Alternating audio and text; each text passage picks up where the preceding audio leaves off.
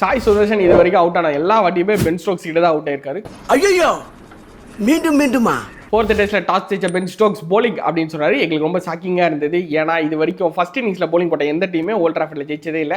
அந்த ரெக்கார்ட் அவர் பார்க்காம விட்டார் போல. சாரி எனக்கு தெரியாது. சரி, இந்தியாவுக்கு ஃபேவரட்டா தானே இருக்கு டிசிஷன், அதனால கண்டிப்பா அட்டி பொழப்பாங்கன்னு நினைச்சோம். அதே மாதிரி லஞ்ச் முடிகிற வரைக்கும் எந்த விக்கெட்டுமே விழல. முடிச்சு வந்த உடனே கேஎல் ராகுல் அவுட் ஆயிடுவாரு. நிஜமாவே தலைவன் அவுட் ஆயிட்டியே அப்படின்ற மாதிரி தான் இருந்தது. கிறிஸ் ஓக்ஸுக்கு டிசர்விங்கான விக்கெட் தான். வேற லெவல்ல ஒரு ஸ்பெல் போட்டிருப்பாரு. நம்பர் 3ல சாய் சுதர்ஷன் வருவாரு. எல்லாரும் ஏன் கருண் நாயருக்கு 1 more சான்ஸ் கொடுத்துருக்கலாமே கேட்டுக்கிட்டு இருந்தாங்க. பரவாயில்ல, சாய் சுதர்ஷன் ஒரு சான்ஸ் கொடுக்கலாம். He two deserves.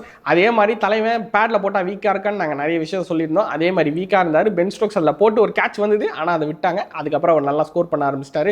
ஜெய்ஸ்வால் 50 அடிச்சாரு. அதுக்கப்புறம் லியாம் டேவிசன் ஓவர்ல அவுட் ஆயிட்டாரு. அதுக்கப்புறம் கில் உள்ள வருவாரு. உள்ள வந்தோடனே தலைவனுக்கு நல்லா மிடில் டம் டம் பட்டு தான் இருந்தது. தலைவன் டக்குன்னு ஒரு பிரெயின் ஃபேட் மூமெண்ட்ல பால உடுறதா ஆடுறதான்றத போய் கடைசியில் எல்பிடபிள்யூ அவுட் ஆயிட்டாரு.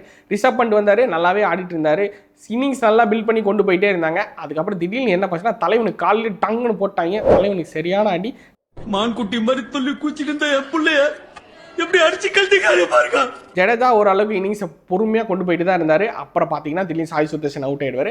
அதுக்கப்புறம் சர்தார் தக்கூர் வருவார். சர்தார் தக்கூர் ஒரு பேக் ஃபுட் பஞ்ச் ஒரு 4 அடிப்பார். நிஜமாவே நல்லா இருந்தது. ஸோ இது வரைக்கும் இந்தியா 4 விக்கெட் லூஸ் பண்ணியிருக்காங்க. ரிஷப் பண்ட் வருவாரா வரமாட்டாரா அப்படின்னு கேட்டிங்களா, தெரியல அப்படின்னு தான் இந்தியன் மேனேஜ்மெண்ட் சொல்கிறாங்க.